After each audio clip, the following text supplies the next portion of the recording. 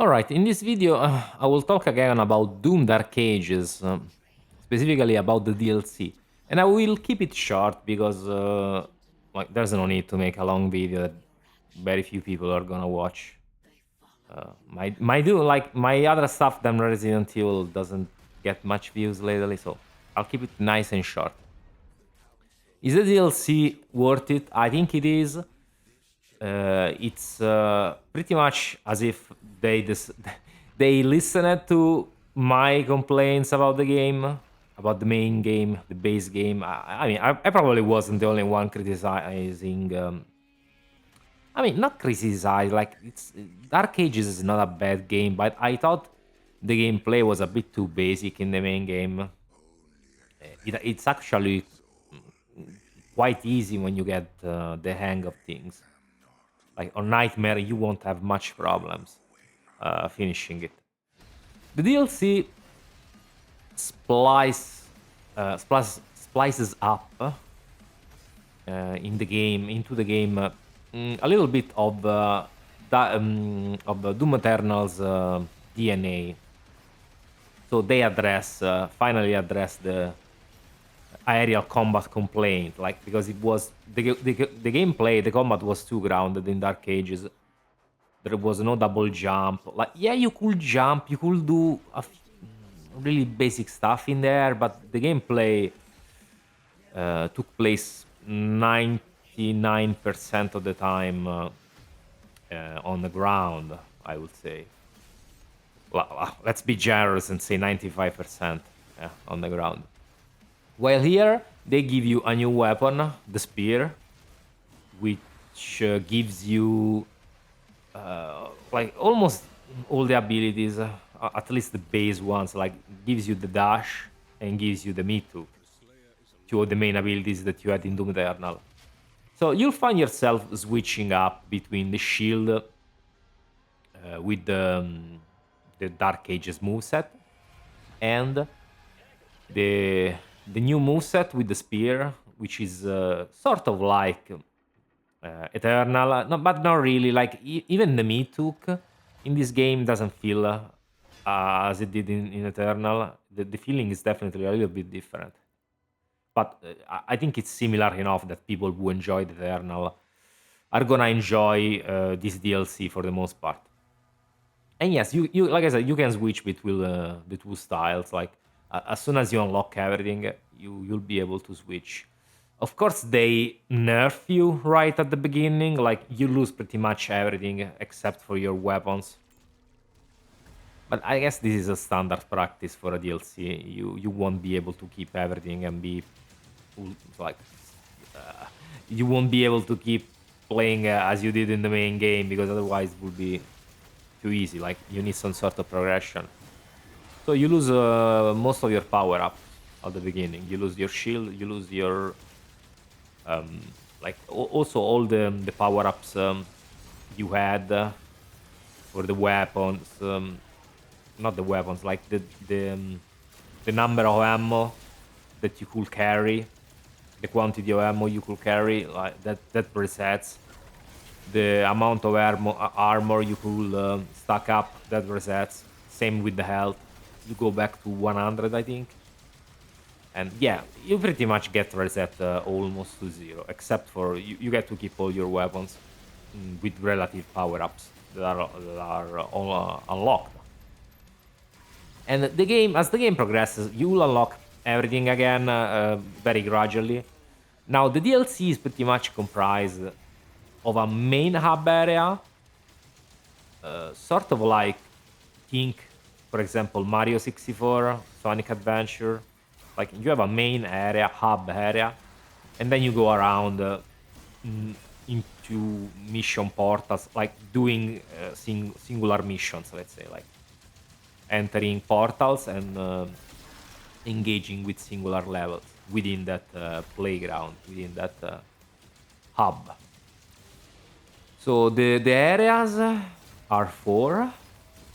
I would say they are pretty varied. There's the Hellcore, which is pretty much a vastland, a wasteland more likely, of made of ice. which is ironic because it's called Elcor, but it's all freezed up. Then there's another. I don't remember the name. There's the Cthulhu, another type, another Cthulhu type of level, very kind of similar to the one we already have in the main game, but it's different enough that it won't feel like too samey. I would say they uh, diversified it enough that's that feels different enough not to be boring. Then there's another one. The third one is some sort of dusty desert. Yeah, it's a place full of sand with ruins, skeletons. Like yeah, very desolate, decadent, or some sort of like a decayed city in the sand, a wasteland, sand wasteland, let's say. Then the last one is yeah is you go back to the main world of the Sentinels, and yeah it's kind of a short level, that one though, like called Uprising, and that's the end of the game, like the end of the base DLC. Because after you complete all the four areas, you'll unlock something called Endgame, which allows you to go back to the levels and unlock special areas with all the tools and all the keys you found during the main game, which is a nice addition because it gives you some extra like playtime. Also, there's a lot of stuff to unlock in this DLC, like secret content, unlockables, and everything. There's different challenges like trials of power, I think. The Praetor challenges, but they are mostly like arenas, like the Master Arena challenges. Like there's a lot of side stuff to do. There's also an extra secret boss that you will unlock when you get all the extra stuff. And yeah, the unlockable boss is pretty cool, honestly. Like it's sort of like a bullet hell shooter.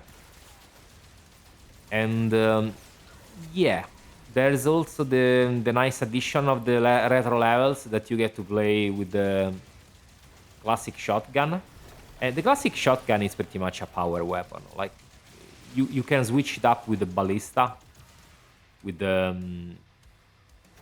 like the BF, actually the BFC, the big fucking crossbow that replaces the BFG, of course. So you can it's the same class as the BFC, and you switch it up with X. It's I mean it's a very powerful weapon. It doesn't let you use the shield or the spear when you have it, but it gives you extra mobility. Like you move like as if you were in the classic Doom. So you go super fast, which is very nice. Honestly, like replaying the classic levels with like the classic shotgun and the amped up movement kind of makes me wish for a classic Doom remaster with the like with these graphics, because that was really fun to play. I actually wish we could have gotten the other classic weapons as well. And yeah, I mean, in terms of story, I mean, the story is whatever. You get to see some flashbacks from the Doom guy's previous life. I mean, previous life, like when he was still a regular soldier. And I mean, yeah, it takes place after the main game, so it's nothing special. Like it narrates how Novik gets betrayed by the makers. Also, Doomslayer gets betrayed by gets set up by the Khan maker, and then yeah, that's pretty much the fallout between the Sentinels and the makers.